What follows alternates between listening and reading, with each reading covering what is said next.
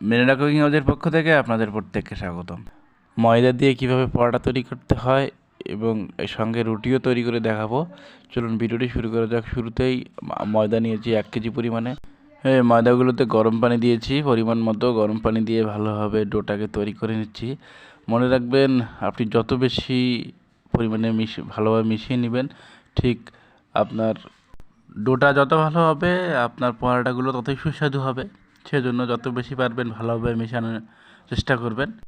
ভালোভাবে মেশানোর জন্য আপনাকে হাতের গাঁথা দিয়ে ভালোভাবে এদিক ওদিক দুদিকে ভালোভাবে মেশাতে হবে।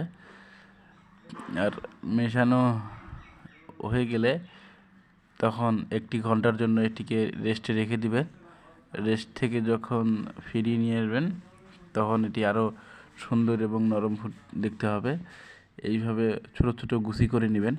গুছি করে নেওয়ার পরে বেলুনিতে বেলে নেবেন, তাহলে পরোটাগুলো দেখতে অনেকটা ফুলকো ফুলকো হবে।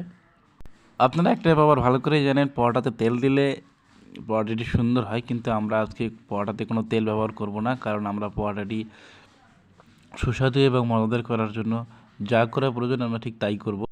আমাদের ভিডিওটি যদি আপনাদের কিঞ্চিত পরিমাণে ভালো লাগে তাহলে ফেসবুকে মিনারা কুকিং হাউস পেজে এসে আমাদের ভিডিওগুলো দেখবেন, অথবা ইউটিউবে মিনারা কুকিং হাউস লিখে সার্চ দিলেই আপনাদের কাছে চলে যাবে, বা ইনস্টাগ্রামে মিনারা কুকিং হাউস লিখে সার্চ দিলেই আপনাদের কাছে চলে যাবে।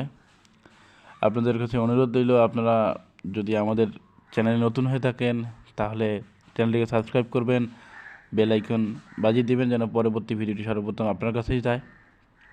আর যদি সাবস্ক্রাইব করে থাকেন তাহলে তো কোনো কথাই নেই। রুটিগুলো যখন আপনি তাওয়াতে দিবেন তখন এইভাবে দেখবেন যে হালকা ভাজানো হয়ে গেলেই ফুলকো ফুলকো হয়ে যাবে। সেই দেখেন রুটিটি অনেকটা ফুলে ফুলে যাচ্ছে। এইভাবে ভেজে নেওয়া হয়ে গেলে যখন দেখবেন যে রুটিটি সিদ্ধ হয়ে গেছে, ঠিক তখনই আপনি রুটিটি উঠিয়ে রেখে দিবেন। এইভাবে সমস্ত রুটিগুলো ভেজে নেবেন। এইভাবেই রুটিগুলো ভেজে নিয়ে উঠিয়ে পরিবেশন করুন। কিন্তু আজকে আমরা পরোটা দেখাবো, পরোটাটি কীভাবে আপনি তৈরি করবেন। পরোটা তৈরি করার জন্য শুরুতে আপনি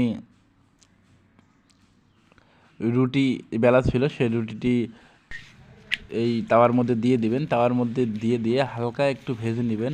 ভেজে নেওয়া হয়ে গেলে এরপরে সামান্য একটু তেল রুটির চতুর্দিকে দিয়ে দিবেন। রুটির চতুর্দিকে তেল দিয়ে দেওয়া হয়ে গেলে দেখবেন যে পরোটার শেপেই চলে আসবে। দেখেন রুটিটি কত সুন্দর ফুলকো পরোটার শেপে চলে আসতেছে।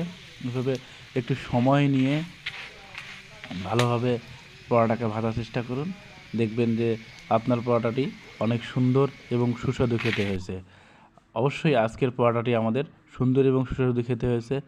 আজকের ভিডিওটি কেমন হয়েছে অবশ্যই আমাদেরকে কমেন্ট বক্সে জানিয়ে দেবেন।